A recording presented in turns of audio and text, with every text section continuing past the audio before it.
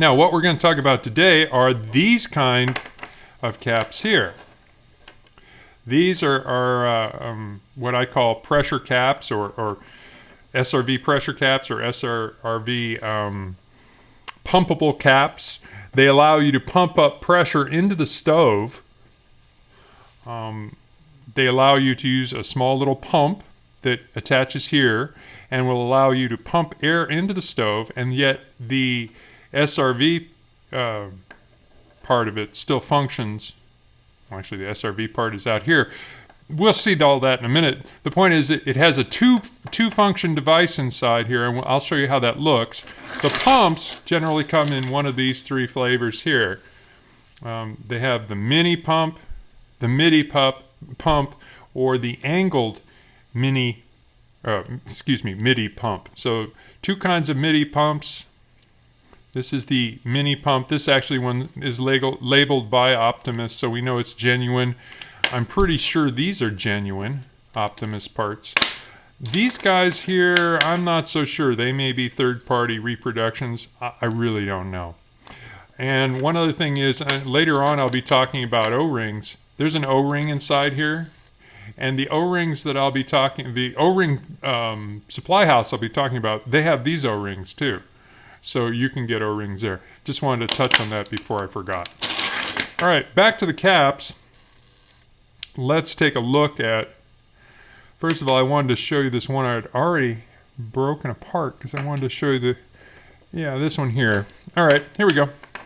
This guy here, I just was checking just before I started making this video to make sure I wasn't going to say something stupid.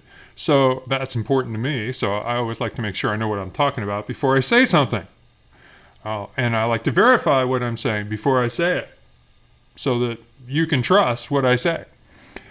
All right, so let's look at what we have going on here. Here I have one of my Penta-Wrenches, and I'm going to unscrew this. Now, this outside penta-screw, I've already removed. It was pretty tough to get it loose. And one thing you can try is, rather than loosen it, tighten it just a little bit and then loosen it. Tighten it just a little bit and then loosen it. Tighten it just, and you'll get it to break loose easier that way than just trying to reef it to get it loose, and you'll have a problem maybe that way. Now, what I wanted to show you here is, if you can see it, hopefully on the video, you can see that there's like this reddish adhesive, maybe you can see on the threads here, and that actually had to break loose when I did this screw earlier, and it took a little force. All right, so this part here looks pretty much like what we already know about our standard SRV cap. We take this penta-screw out, we have a spring, and inside, oh, look at this. This is different. This is an unusual piston arrangement.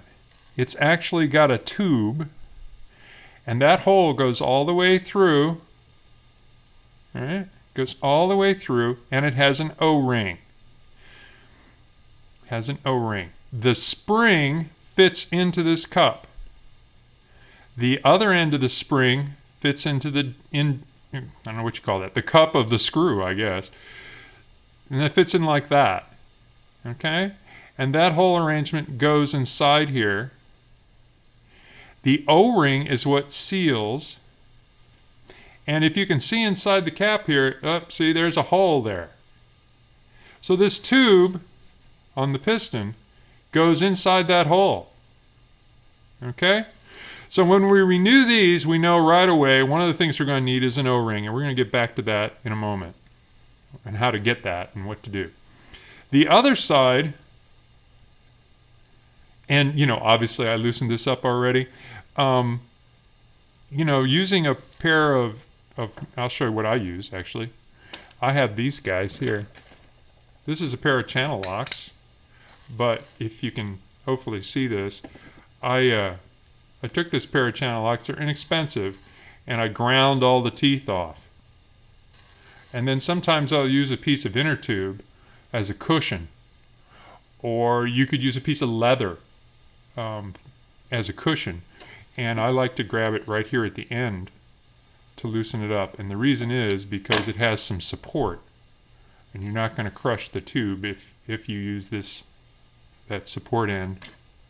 If you need to loosen it up with I don't have the inner tube here, I left it over on the bench, but put a little piece of inner tube around here, and then you can loosen that up if it's too tight, or if it's tight, and that'll help you out. All right, so we're going to remove this barrel, and inside here, you should see this as being very familiar for anyone who's ever dealt with NRVs. Look at that. Let's make me look silly because it won't come out. All right. The old dental tool to the rescue. All right, if you've ever looked at an NRV, and if you don't know what that is, well, sorry. Here's, oh, look at this. Actually, I hadn't had this side open. This is incorrect. All right. This is, I don't know who shipped me this one, but that's a piece of junk. All right, let's start over. Somebody's monkeyed with that one already. Rascals. Okay, I have this other one. All right, this is what you should see. We're going to pull this off here. And what you should see, there we go. You should see this. This is a solid rubber pip with a spring inside this barrel. And this one, since it's still assembled, you can see how it works. You see, there's that tube that sticks through from the other side. This solid rubber pip is going to seal up against that. All right.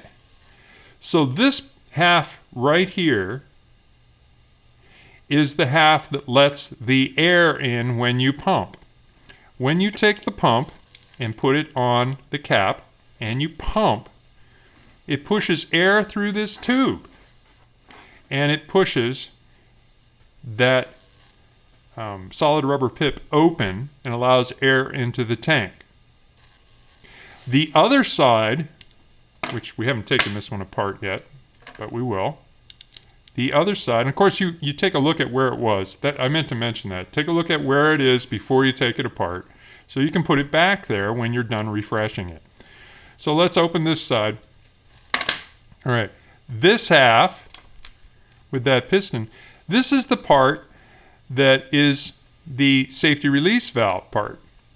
If the pressure gets too high in the tank, this solid rubber pip will be closing off that tube. And if the pressure gets too high in the tank, it'll actually push this part open and allow air, or air in the inside, let the air inside the tank escape past that O-ring. And you can see the sides here of this are flat so that the air can escape. The air is actually flat here. Or the air isn't. the piston is flat here so the air can escape and come out through the top of the penta-screw. So that's how that works. Hopefully that's clear. The big screw goes on the SRV side. This is our SRV side. Like so. The other side, this side, would be like this. Okay, assembles like that. That's the side that's going to allow the pump to work. Okay, how do you rejuvenate it? First thing I want to cover is this pip here. Now, this pip, the solid pip, they're hard to find. This one's actually getting pretty hard. I'm trying to put a thumbnail into it. It's pretty stiff. So I'm going to take that off. These are hard to find, so what do? Well, I've given you links to a place called the Fettlbox. I'd go there. At the Fettlbox, there's a guy that makes these. Now, he didn't make that. I made that. But he makes them, and he probably makes them a little better than me because he's more interested in precision machining than I am. I make them so they work, and he makes them so they're perfect. So, but what I do is I make this little brass cup, and this is the way it was done for many, many years. This is called a pip cup, and for most of the history of stoves, that's what people used.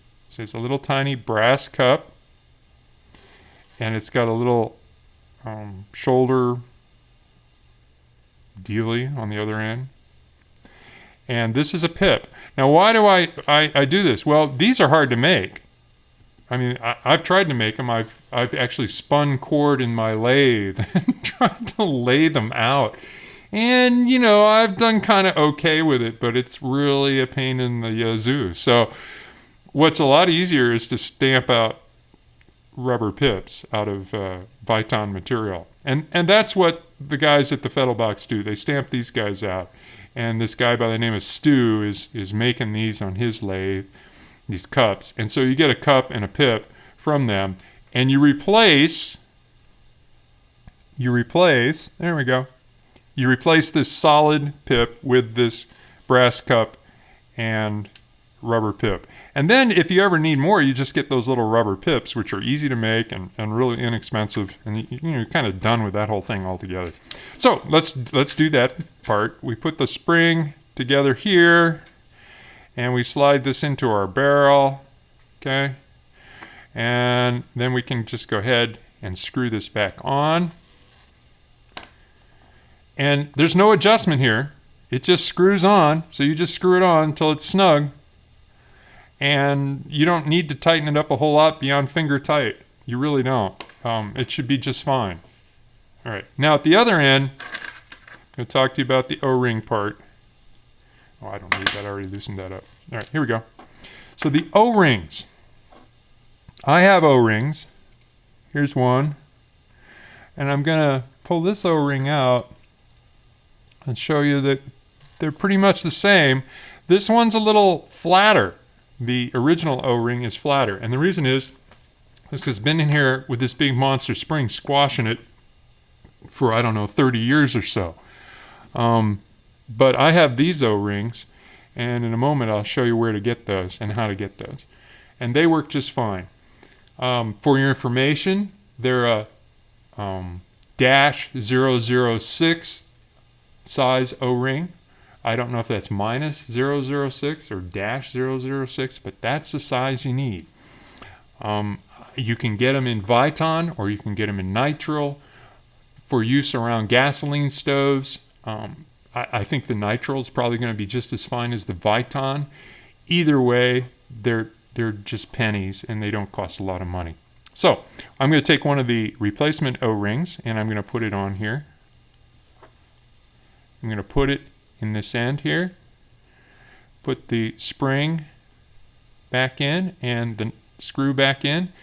And in my other video, I pointed out you could put a little thread locker on here if you wanted. Remember to use blue thread locker, not red. Blue thread locker. And then you're going to drive it back to right about where it was originally, which is about where all the threads have just kind of disappeared or just barely showing. Right here, they're either disappeared or just barely showing, however you want to look at it. And that should do the trick for you. Now, test it, put it on your stove, use your pump, make sure it pumps up good. But that's all there is to that. I hope that made sense. Now, what about those O-rings? Well, let's see if I can do this. Sure, I can do this. Here's what you do. Ha ha. You go to O-Ring Warehouse. Okay? So you go to O-Ring Warehouse and what do? Well, you come over here to select size and you choose size and you take -006. And then you get your choice of all these different materials here. If you take the 70 Durometer, now that tells you how hard it is. Okay, 70 is what you want. 70 or 75 are good. 90 is really hard. It's too hard for this application. So if you want the nitrile, you take nitrile. And you're going to get 500 of them because they have a $5 minimum here at O-Ring Warehouse. And what's the web address? It's oringwarehouse.com. There's no dash between O and ring. It says right there, O-Ring Warehouse. Okay? Simple stuff. All right, then if you want to go high-tech and be like super cool and have all your friends think you're just like the spiffiest guy in the whole neighborhood, you could go down here and you could get these kind. They cost a little more. You only get 167 of them for your $5.01. But the FKM is equivalent to Viton. So if you really wanted Viton, you could get this FKM material, and you have your choice of black or brown. Ooh. So I actually, the ones I was showing you are actually the Viton ones, because I wanted to be the coolest guy in my neighborhood. And that's all there is to these. Of course, you need that gasket here too, but that's the same kind of gasket as is in the other one. And, you know, your Fettelbox guy, he can help you out. All right? Tell him BernieDawg sent you. So that's how you fix these. Very simple. Thanks a lot for watching. See ya.